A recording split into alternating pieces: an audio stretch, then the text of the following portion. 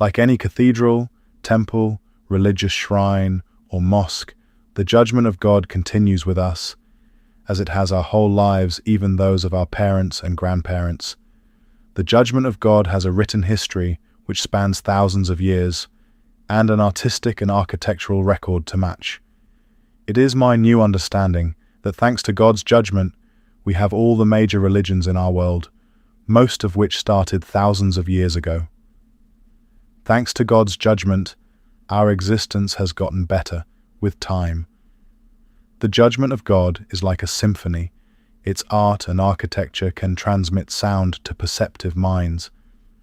Many a requiem have been inspired by its buildings, words and images which are known to create a collage of sounds by composers who were shaken in their visual senses when musing on the art history of God's judgment. The world of art has recorded many judgments.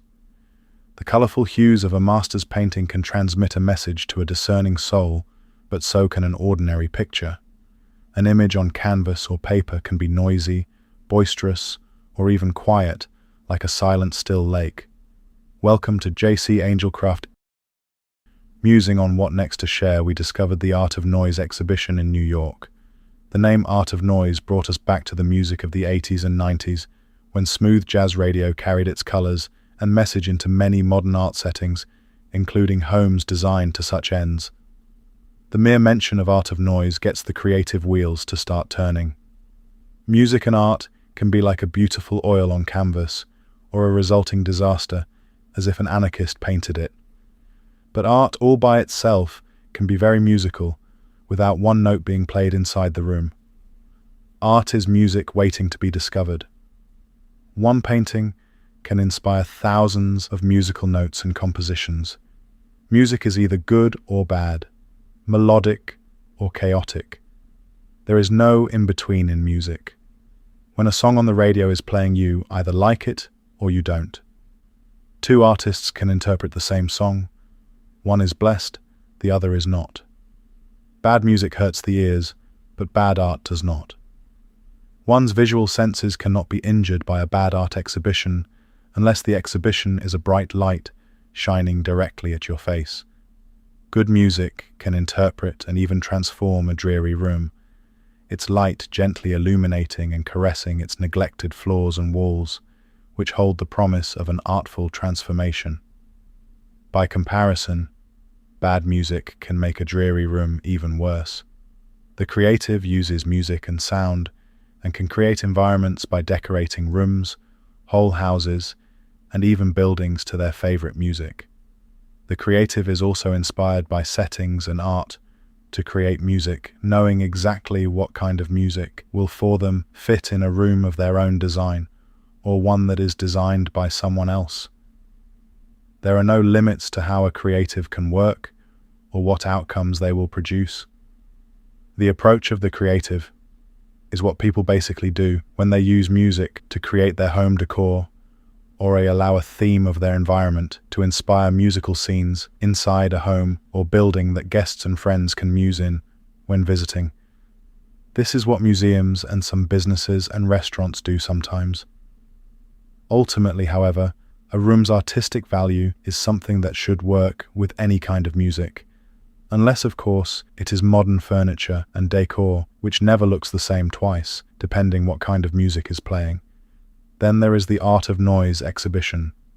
From concert posters to record albums, phonographs to digital music players, handheld radios to sound systems, the Art of Noise exhibition takes visitors on an exploration of how design has transformed people's relationship to music over the past 100 years.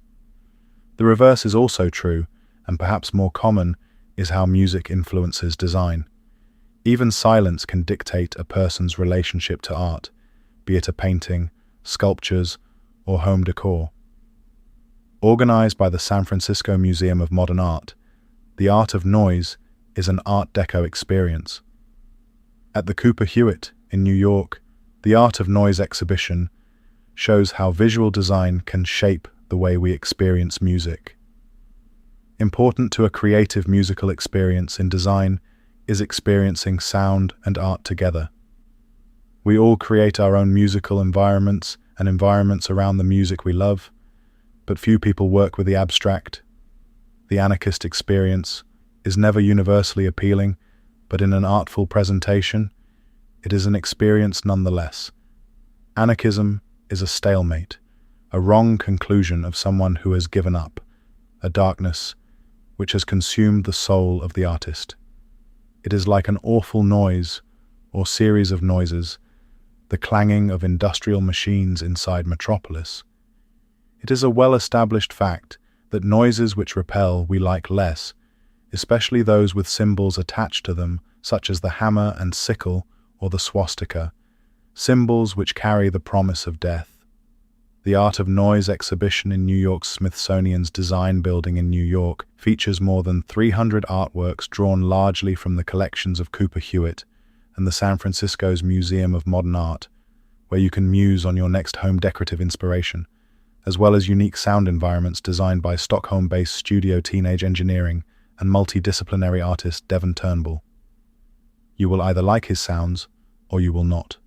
Also, if you are in San Francisco, the San Francisco Museum of Modern Art offers the West Coast's finest selection of modern and contemporary art books, as well as innovative design objects and furnishings, contemporary jewelry and apparel, posters and stationery.